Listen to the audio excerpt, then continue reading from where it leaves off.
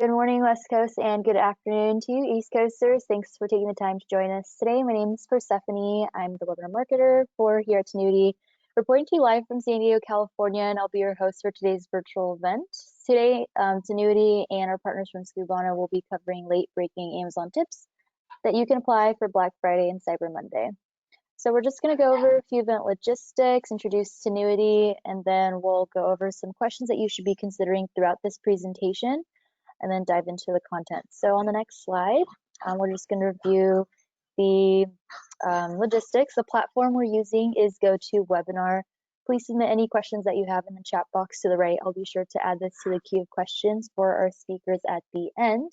There's also a couple of resources available in the handout section. Feel free to check these out when you get a chance. And then lastly, this webinar is being recorded, so keep an eye out in your inbox and feel free to reference and share with your colleagues. I'll be sending it out by tomorrow morning. And of course, if you're having any trouble accessing these features, please just let me know and I'll troubleshoot the issue in the back end. On the next slide, I'm going to go ahead and introduce Tinuiti for anybody that's just hearing about us for the first time. So Tinuiti is a performance and data-driven marketing leader, and here at Tinuiti, we focus on every aspect of the customer journey across the triopoly of Google, Facebook, Amazon, and beyond. And today we deliver the best-in-class data analytics, creative execution, and of course, exceptional strategists. And then on the next slide, I'm just going to go ahead and let everybody know that Tinuiti just launched its weekly podcast a couple of weeks ago. It's called Off Mute. Feel free to check us out. This podcast is featuring business leaders and digital marketing visionaries. So here our CEO, Zach Morrison, and EVP and Head of Media, Obella Brown-West, hosts a diverse guest list of thoughtful leaders for unscripted conversations. So definitely check that out when you get a chance. And then let me introduce our three speakers, and then I'll go ahead and kick it over to them. So here we have Brenda, Sarah, and Chad. Welcome, everybody. We're super excited to have each of you. So a little bit about Brenda first. She is an experienced and motivated in digital advertising, and of course brings expertise in account managing here at Tinuiti. So due to previous hands-on experience, Brenda has a keen eye for opportunity within an account and a strong passion for driving data-driven strategies to deliver high-performing results. Brenda transitioned into leadership, though, where she is now a senior manager and assists our account managers in growing and scaling our clients' businesses on Amazon. And of course, a fun fact about Brenda is that she's currently about 6 months pregnant with her first child, a baby boy. Super excited for you, Brenda. And Thank you. Of course, Sarah is an experienced advertiser expert with knowledge both on Amazon search and display advertising. Starting as an account manager as well, Sarah has moved into a leadership role as a team strategist. She's extremely passionate about supporting her team to ensure clients receive exceptional digital marketing results. She believes in taking a data-driven approach and looking at the larger picture for business growth. And a fun fact about Sarah is she is the mom of a 2-year-old daughter, and her name is Ellie. Excited to be here. Nice to meet everyone. And then last but not least, we have Chad Rubin. He is the co-founder and CEO of Skubana, a multi-channel e-commerce software that enables brands and marketplace sellers to unlock growth by unifying their back office operations. Chad co-founded Skubana in 2015 to address the fragmented operations ecosystem that hinders profitability for many consumers and e-commerce brands. So using his personal experience as the CEO of Think Crucial as well, a direct-to-consumer home appliance parts and accessories company, Rubin informs Skubana's direction to ensure its customer needs remain core to the platform. Welcome, Chad. Thanks for having me. Alrighty, and then I'm going to go ahead and kick it over to our speakers. And real quick, fun fact, I have a child too, 15 months. His name is Remy. Woohoo! Awesome. Yeah. Awesome. Well, thanks, Persephone. So jumping right in, we're going to start off with some questions to consider.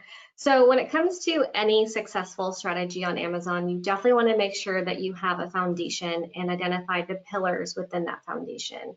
When it comes to Black Friday and Cyber Monday, those pillars are very important questions that you should be asking yourself.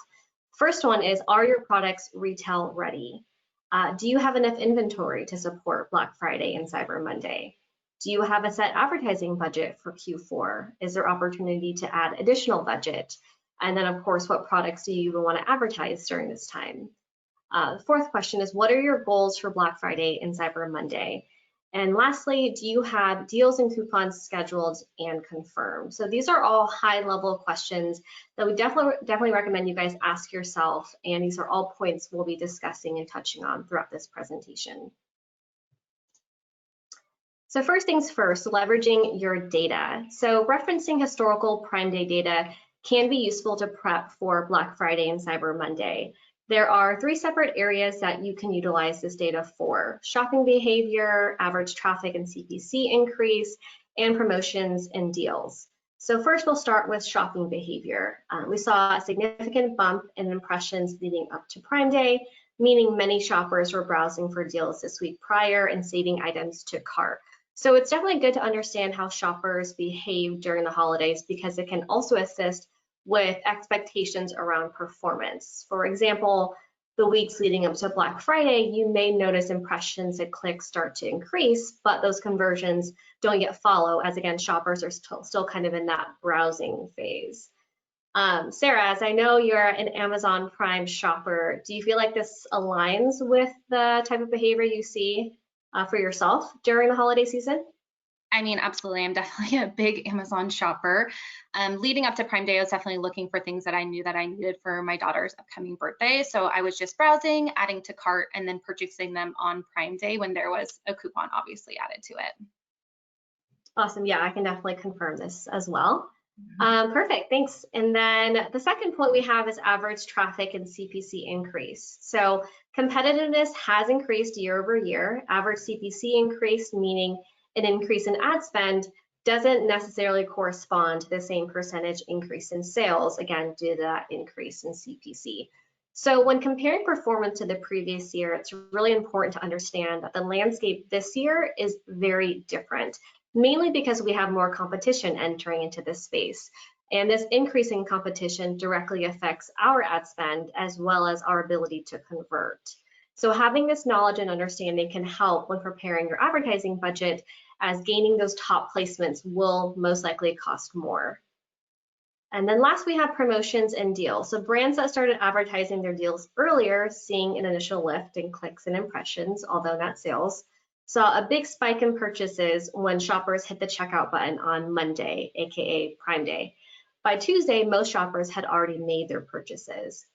This indicates to us that because we had coupons and deals running leading up to Prime Day, it enticed shoppers to view and click on our ads, increasing the awareness of our products. So by the time Prime Day came around, those same shoppers, again, already familiar with us and our product, came back to purchase immediately. So having those promotions and deals available ahead of time actually helps to increase efficient conversions on Prime Day. Perfect. Now we're going to jump into retail readiness. Thanks, Brenda. So we are going to jump into the first and one of the most important topics for sure, and that is content. So why is content important? So retail readiness really is spoken about so often because it helps increase that conversion rate. So it educates the consumer on your products, really helps your brand stand apart as well. So this is just a quick checklist that you guys are currently looking at. That's going to help with updating your product detail pages. So the first thing that we see here is product titles. So in creating product titles, it's really important that you guys are maximizing that character limit that's available to you, really including those prominent features. However, we don't want to pack it with too many keywords because that could actually potentially hurt your rank. The title is the first thing that people see, so it's really important that you're paying attention to this. The next is bullet points and product description. So similar to that title, make sure you guys are utilizing all characters available to you in those bullet points.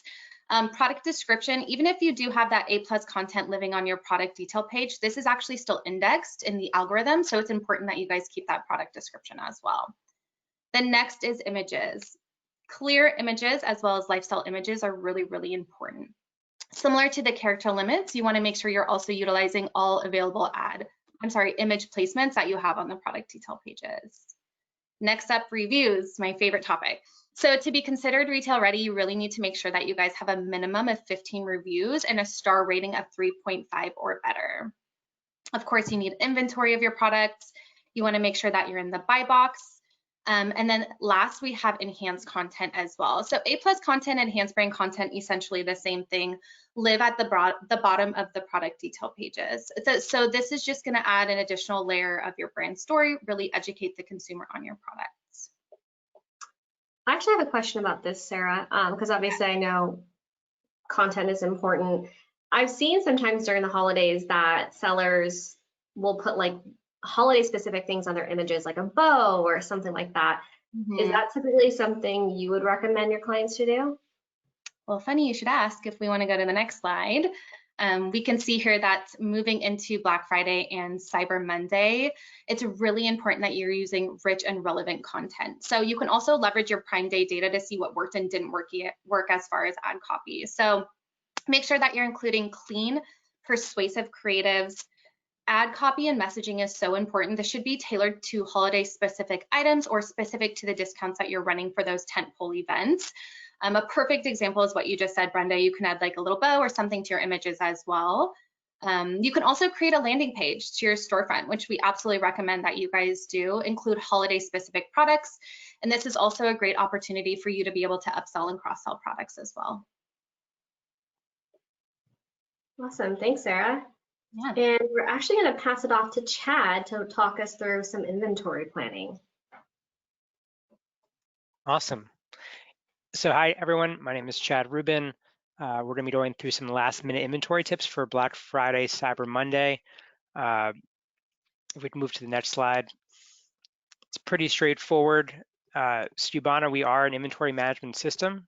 We're actually an order management system as well. We power some of the best direct-consumer brands that are selling both not just Amazon, but are actually selling across as many channels as they possibly can. We are a firm believer in you want to live where the customer is shopping and just capture those eyeballs. So everyone from Snow to Death Wish Coffee to Young and Reckless to Meeson Knives, these companies have a strategy where they embrace Amazon as a channel, but certainly have built their business across many different channels. What is Stubana? We're just an operations platform built for the back end. And the first nugget I would like to share is just building a scalable fulfillment foundation. So when COVID hit, a lot of brands that were just tethered to Amazon and they didn't have a business outside of Amazon were really hit just because FBA was halted in a really big way. You couldn't send more items to Amazon's fulfillment centers. And so it's super important, especially when a Black Swan event like that happens, that you've built some sort of foundation underneath it that can help you scale. God forbid there is something that happens, or even just a business that actually sells off of Amazon, not just as strict and stuck to Amazon FBA.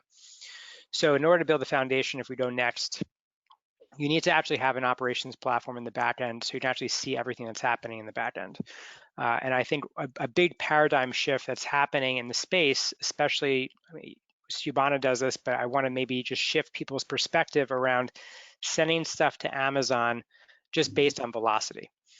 So what you really want to do once you get very good at forecasting is you want to send stuff to Amazon that's going to have the highest impact on your bottom line, and that's really driving your profit per SKU at FBA. Now, the other thing that's really important is making sure you're stocking appropriate inventory at Amazon.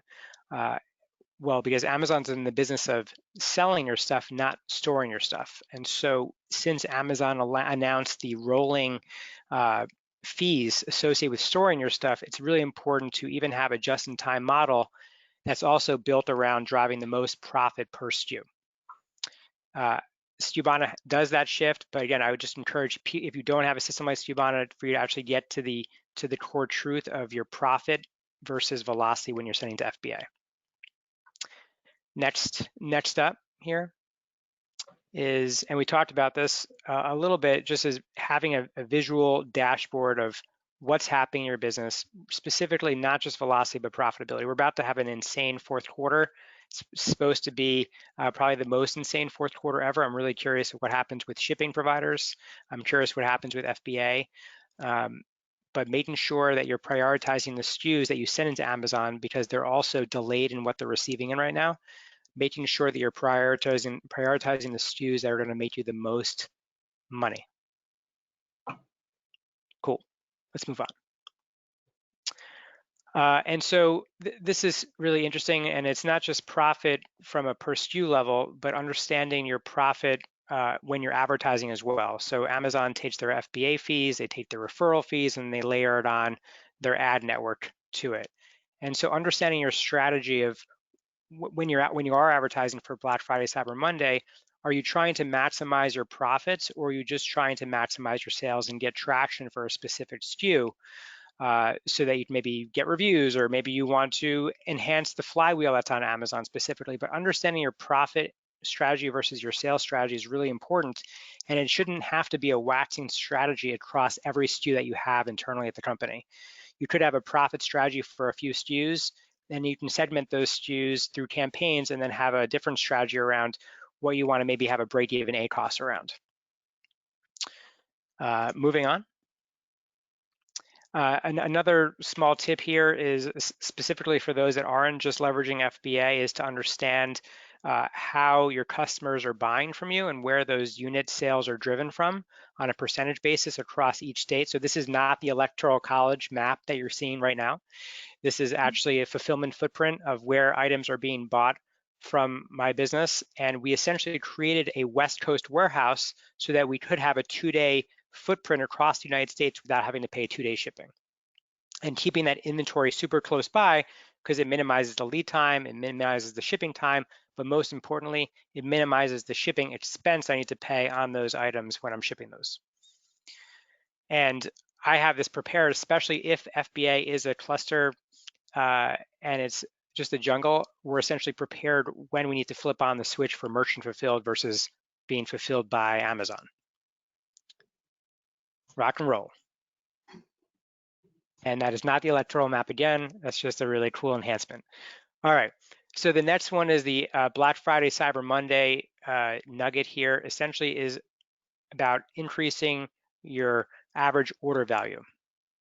And I think this is an important one. If you go to the next slide here, before Stubana BS, I actually ran a company called Think Crucial. We manufacture home appliance parts, we sell direct to consumer. And I've been selling on Amazon for a decade, actually over a decade now. And what we've implemented to enhance our strategy, to enhance our margins specifically, and you can hear me talking about margins all the time, because I believe that revenue is just a vanity metric, and you really want to maximize and optimize for your profit per SKU.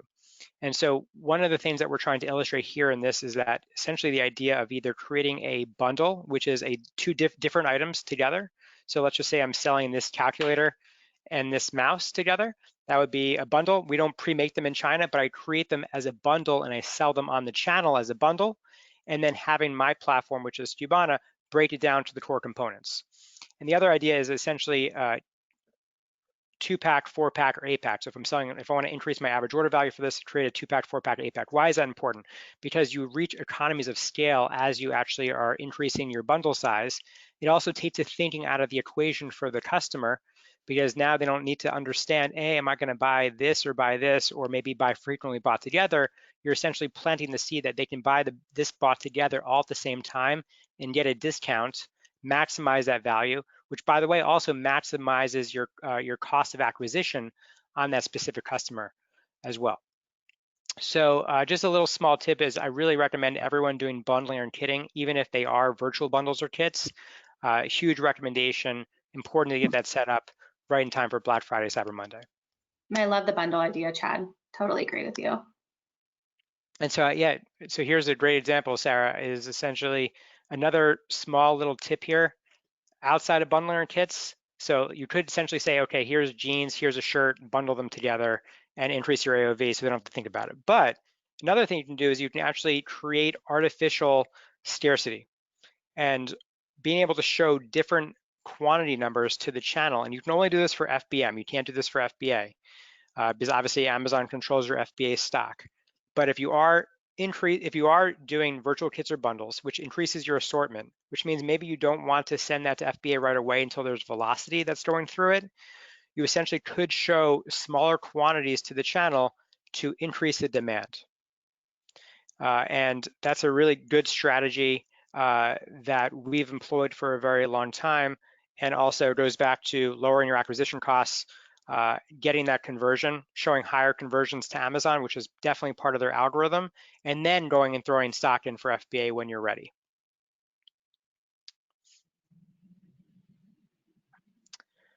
So this is just an example of us, how we can show different numbers, different channels, creating that scarcity without risking maybe being suspended on Amazon or anything else of that sort. You can increase the demand without the associated risks, because we'll constantly continue to show. If you're showing 2 to the channel, we'll keep showing 2 until you have 2 left in stock. So we'll just keep driving that artificial demand to the channel for you. And here's just a really good example of bundling or kitting, and we've been able to do this in a very big way. At my own business, we manufacture these commoditized vacuum filters and coffee filters. They're super low value, but we've been able to actually increase our average order value by about 70% through kitting and bundling. And so here's just an example in the furniture world of how you can take a very basic or core product. It looks like an Amazon Basics product in that photo. I promise you it's not. They haven't moved into this specific furniture item yet. But if you look to the right, it's beautified and it's beautified, it's optimized. And this actually goes into what Sarah and Brenda were talking about around your product detail page of creating robust images that are built to convert. And so not only does this image on the right convert better, but it will increase your AOV, make more profit dollars, because your shipping costs don't go up in a linear fashion the way that the price has gone up in this way. So all those dollars drive to the bottom line. And the last nugget here on my side is essentially you wanting to be everywhere you possibly can. So I don't believe that we're living in a world where it's binary. There's a lot of talk on forums or anywhere else on Facebook, or even when we used to get together in the human flesh pre-COVID, was, are you on Amazon? Are you on Amazon or are you not on Amazon? I don't believe it's on or, I think it's and, right? I think it's important to be on Amazon as a brand, no matter what brand you have. But I also think it's really important to be on, say, Shopify. So I think it's an and statement, and it's a positive sum game, not a zero sum game, by embracing every channel you possibly can. And so we go to the next slide here. We're really changing the conversation from being a traditional direct-to-consumer brand to being direct to everywhere. You want to be everywhere you possibly can, wherever that customer lives, wherever they spend time. So if you're a mother and you're shopping for your child or whatever, well, maybe you want to be on Pinterest, or maybe you want to be on Zola, or maybe you want to be on Amazon and Shopify and Google shopping feeds. You want to be everywhere you possibly can so you can capture wallet share of your target demographic that you're focused on. That's really the point here. And then lastly, I think a lot of people don't talk about this in the space enough, which is focusing on the lifetime value of your customer.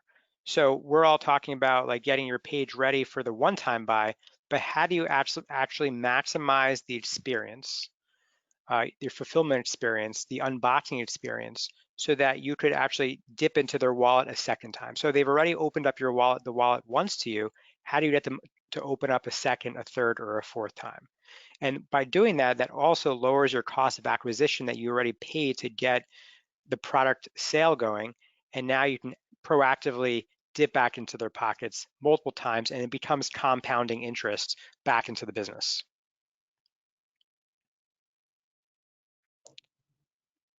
And so this is just a quick slide of like a few of the channels that I'm on. House Cubana is this layer in the middle that is maximizing the opportunity for myself. And then what we do, where we're connecting into the 3PL, we're connecting into the FBA fulfillment center, to the warehouse management center, warehouse management software of your 3PL, to make everything work and automated. And this just goes back into a piece I always like to talk about, which is automation, right? You want to make sure that you can use technology to take care of the low value tasks so that you can work on high impact, high value activities with you and your team. Moving to the next slide here, flowing quickly. Cool. Perfect. Thanks, Chad. I know that's going to be very helpful for everyone listening, as I get a lot of those questions already. So that's definitely helpful. Perfect. So going ahead and transitioning into the advertising funnel. So when it comes to preparing and executing a successful holiday advertising strategy, it's really important that we advertise with that full funnel approach, meaning we're thinking at every stage of the shopping experience and we're aligning our strategy with them as well. So before diving into the specifics around advertising, it's always good to understand how we should be allocating our budget strategically across the various ad types. So in this example here, we have 60% of the budget going towards sponsored products, 30% going towards sponsored brands, and 10% going towards sponsored display. Here at Tinuiti, we do have an internal tool, MobiusX, and it's extremely helpful when it comes to giving us access to the account's historical data, and it actually provides recommendations on how we can adjust the budget based on that performance. So it actually helps us to make more educated decisions related to budget, which of course ensures the ability to maximize on conversions. Yes, I love that tool. Thanks, Brenda. So as Brenda mentioned earlier, you should be focusing on that full funnel approach to strategizing, especially during peak events. And that also includes DSP advertising, which stands for demand side platform. So this encompasses display advertising on and off Amazon.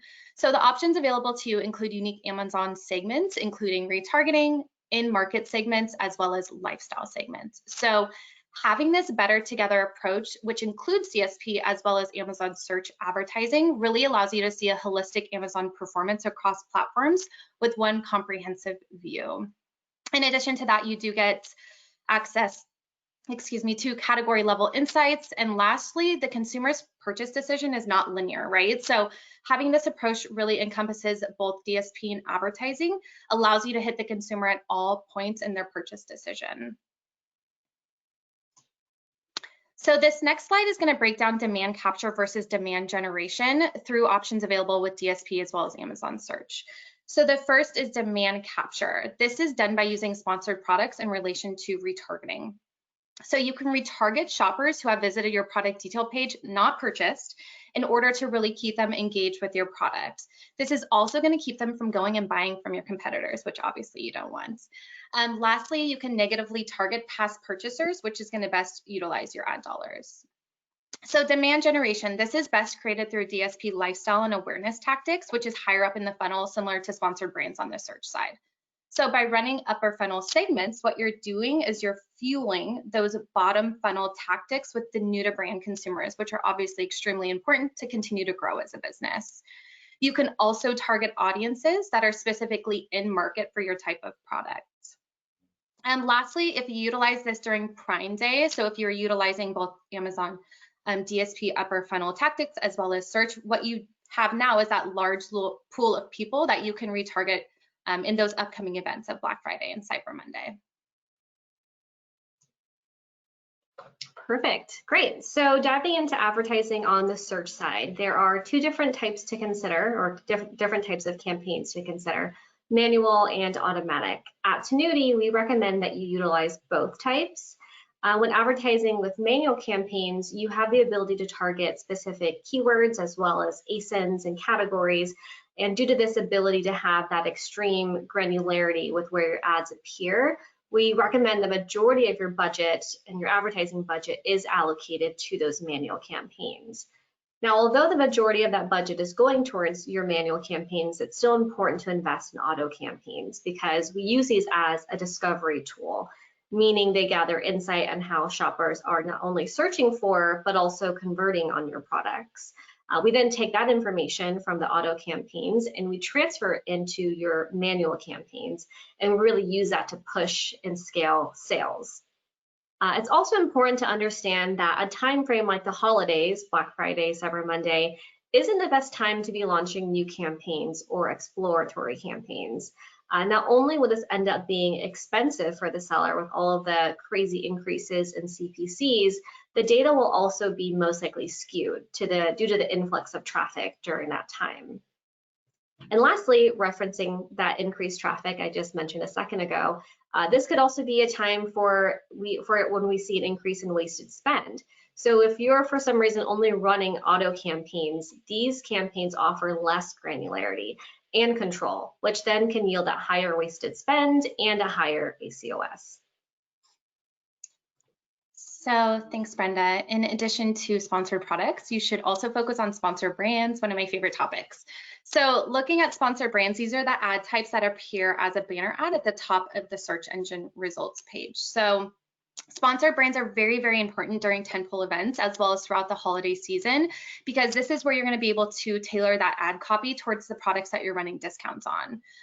You could also drive traffic directly to your storefront, where you're able to have a custom landing page that includes all products that you're running a discount on, and or really focus on that basket building opportunity with upsells and cross sells. You should really take advantage as well of the new video feature, which allows brands to use video to drive back to the product detail page. So this really just is such a great way to tell your brand story, give additional information on the product that you're selling as well. Brenda, would you say your experience working with clients are really seeing positive results from the video? Yeah, definitely. From what we've heard from clients, one of the biggest takeaways is that the click-through rate is really high on these ad types. So of course we keep referencing the influx of traffic during this time, but because we know there's so many eyes on the site and it already naturally has a high click-through rate, that video is definitely going to be something you want to implement into your strategy. Quick question on the video. Does your company Tinuiti make the videos for brands and merchants, or? Yeah, we have a creative team in-house that can. A lot of times clients think that it has to be this like crazy robust video, but we've actually been able to make some really good videos from like still images or just stock images. We just get creative with that, but that is an opportunity we have at Tinuiti for sure. Great question. Thanks, Chad. So last thing about sponsored brands, it's important to use your Prime Day data. Once again, I know we keep talking about it a lot here, but if you utilize that data from another large event like Black Friday, Cyber Monday is going to be, you're able to see which branded and non-branded keywords that you converted on best. Make sure you include these in the campaigns that you're going to be running for on Black Friday and Cyber Monday as well. Okay. So getting into the details. So here's an example of a bidding strategy in Q4 just based on historical data. So in the beginning of November, you'll see here, this is really what we consider more of like the awareness and consideration phase of Q4. So jumping into mid-November, this is where you can start to boost those bids, boost impressions to really start to increase that sales velocity on those focused products for Black Friday and Cyber Monday. Obviously on Black Friday, the weekend after, and then on Cyber Monday, we see conversion rates increase drastically just due to the increased traffic surrounding the event. So these are the dates you're going to want to focus on with really aggressive bid increases as well as that budget allocation. It's super important that you're not running out of budget throughout these days. Yeah, definitely. Perfect. And then looking at around Cyber Monday and before Christmas Eve, we've actually found that conversion rates peak early to mid-December, coming specifically from those sponsored brand campaigns that Sarah was touching on earlier. So additionally, we also see declines in traffic and sales, which then causes ACOS to increase. So what we recommend doing is shifting a portion of that budget towards sponsored brand campaigns, as conversion rates can be better for certain categories. And another thing to consider is that this could also be a good time to reset your performance goals back to normal or pre-holiday. And then looking at the tail end of this timeline here, so post-Christmas, we recommend that you continue remarketing efforts into the new year in order to capture demand and maintain that top of mind awareness. This is also a really important time for sellers within the supplements and health and wellness space, as shoppers will be transitioning into that new year, new me mentality. That's definitely me every year. Yeah. Perfect. So why run a promotion? We've gone ahead and broken down a few key factors and why it would be wise to consider running promotions during Black Friday and Cyber Monday. So starting off on the left here, marketing placement for promotions. So a benefit of running promotions is that Amazon can actually feature your products and deals in their featured emails that are sent out to Amazon customers, which is good for us because that's a way of increasing the awareness of your products and your brand. A second point is sell overstocked products. Again, we keep talking about this, but there's going to be an increase in traffic. So due to that, this is actually a really great and useful time when you're trying to liquidate your inventory and sell through overstocked products. See the halo effect. So if you're offering a discounted price on your products, this increases the likelihood of a shopper to click on your ad, learn more about the product, learn more about the brand, which increases the exposure and can reach more shoppers than if they didn't have a promotion on it in the first place and they wouldn't have seen that product initially. All right, and then another factor here is to help get more product orders. So Amazon often places orders on featured products just to prepare for that promotion, increase traffic, of course. Help increase product conversion is probably, in my opinion, the most important one. So having a promotion on your product really incentivizes people to buy it. So it's a great way just to compel the consumer to purchase your product over let's say, competitors that might not also be running a discount. And then win the buy box. So setting up a price discount can help you win the buy box over a reseller if this is typically an issue for your Amazon business. So we are going to jump quickly into coupons and discounts. So this is just a few different options of promotions that you can run on Black Friday and Cyber Monday. The first one being coupons. Coupons are one of my absolute favorite things to recommend to clients because they are visible on the search engine results page. It really captures customers' attention as they're searching for a product. So when a customer decides to purchase this and you are running a coupon, all they have to do is click on the clip button and the discount is automatically applied at their purchase. For a coupon, you do have the choice to offer a % off or $1 off. It's up to you. The next is Prime exclusive deals. Prime exclusive discounts are offered for Prime eligible products sold through FBA. So it's really important to note that these are only available to the Prime members. So these products will show strike-through pricing plus a savings message in the buy box. Perfect, and then price discount. So as mentioned throughout this presentation, offering a discounted price enhances your ability to increase sales velocity, but it can also improve that product ranking long term. And the last one on here is best deals. So best deals are featured on the deals page on Amazon's website, and sellers are asked to offer a minimum of 20% off. Keep in mind, this deal is invite only, and Amazon does choose who they'd like to partner with. And now that we're wrapping up, so we've asked ourselves all the questions to prepare us for Black Friday and Cyber Monday. So we have 5 key takeaways here that we can implement moving forward. So number 1, review product detail pages to confirm retail readiness. Number 2, create a promotion and coupon strategy for products being advertised. And number 3, of course, amazing information from Chad, is build that scalable fulfillment and then use inventory to increase that average order value. Number 4, make sure you're confirming budgets and goals specifically for Black Friday, Cyber Monday, have that prepared before.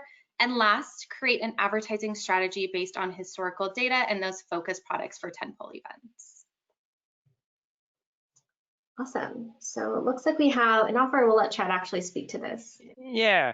So we just, when COVID was happening, we knew that in-person events were going to sort of fade a bit. And so we wanted to still aggregate smart people in a room that we can learn from, but also our customers and also non-customers can learn from each other as well. So we started a Slack group.